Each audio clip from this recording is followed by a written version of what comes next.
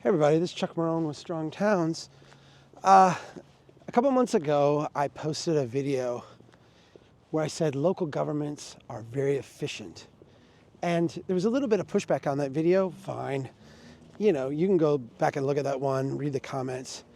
But someone asked a good question. Someone said, you describe a different, or you mention essentially a different style of government, a different approach to local government. What would that look like? And I thought, that's a very good question. It's a very fair question.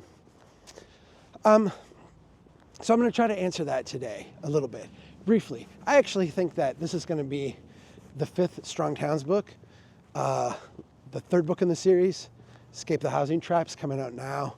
The fourth book's going to be on economic development, but I think the fifth book is going to be on local government and how we do local government differently.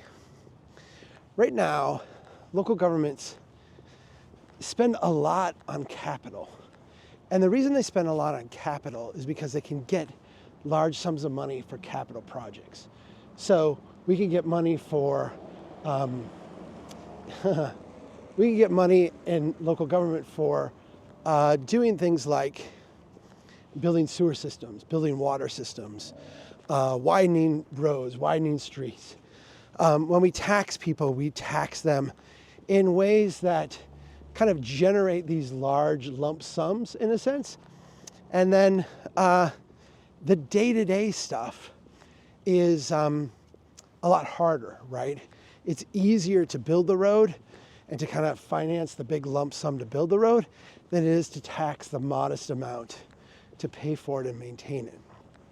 And so a lot of our system has evolved to, in a sense, favor capital projects. I think you see this most clearly with like school districts where they'll build a building and then they'll literally like let it rot and fall apart, because if they were going to spend money to fix it, that money would come out of classrooms, right? They'd have to cut money in classrooms. And so they short their operations and maintenance.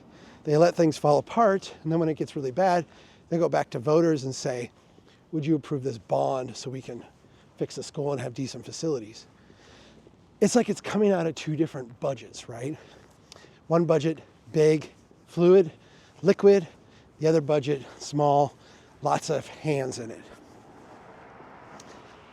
To me, a city should function differently, right? In the sense that the dollar amounts that you would spend, the dollar amounts that you would commit to, would be focused primarily on these maintenance commitments.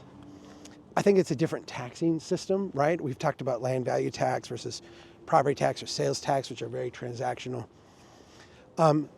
You would want a system that, in a sense, rewards local governments, rewards employees, rewards managers, rewards you in the system for being really good stewards of what you have.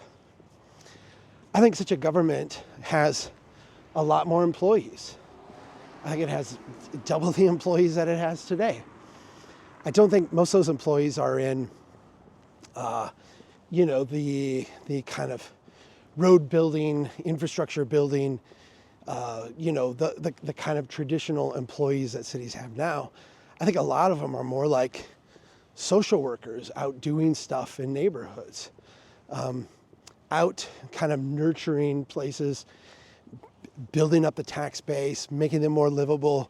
You know, they're people working block level to make things function better. Those kind of investments have a huge payoff, but the huge payoff is kind of over time.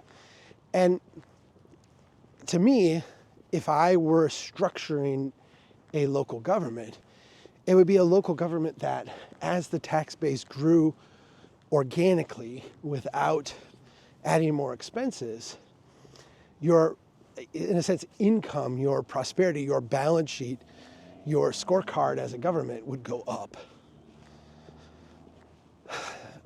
That is a different form of government than we have now.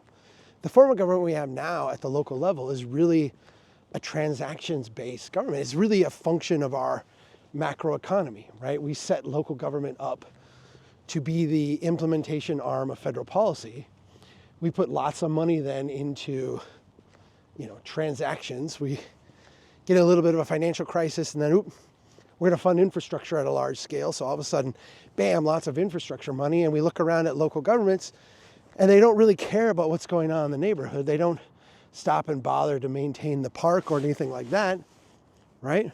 What do they care about? What are they worried about? We're worried about how we orient ourselves to get that money. How do we align our government? How do we create the grant writers and the project managers and all that stuff to cash in on those large amounts of capital? That stuff, to me, would end. And what you would see is that you would have lots of people out in a park like this working to maintain it, working to take care of it, working to make it really nice. Because making it really nice would make all these houses around here way more valuable. And when those houses became way more valuable, not only would you get more housing, you'd get more people building here, you'd get more investment, but you would collect more tax revenue. Your government would actually prosper more. You'd actually be doing a better job. And so the tax receipts, the tax revenue, the ability of a government to make ends meet would be directly related to how much wealth and prosperity they built within the community, instead of how much outside capital they could attract and bring in and kind of run through the system. Let me make one final point, because I know some of you will be a little bit triggered when I talk about wealth building and prosperity. None of these houses in here are all that expensive. This is actually kind of a poor neighborhood, particularly for the region. I don't live in a very wealthy neighborhood. The reality is that on a per foot basis, on a per acre basis, this place kills it. It's just doing fantastic. If you took these houses that are worth $120,000, $140,000, $150,000, and over the next decade, had them grow by 5%, 8%, 10% a year, the city's getting they're killing it.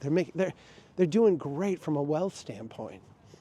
You could actually do that without spending all that much money. You could actually do that without large capital infusions. But it does take people. And it does take people on the ground. It does take kind of a bottom-up nurturing of relationships in place. That's what a different version of government looks like. So thanks for the question. It was a really good one.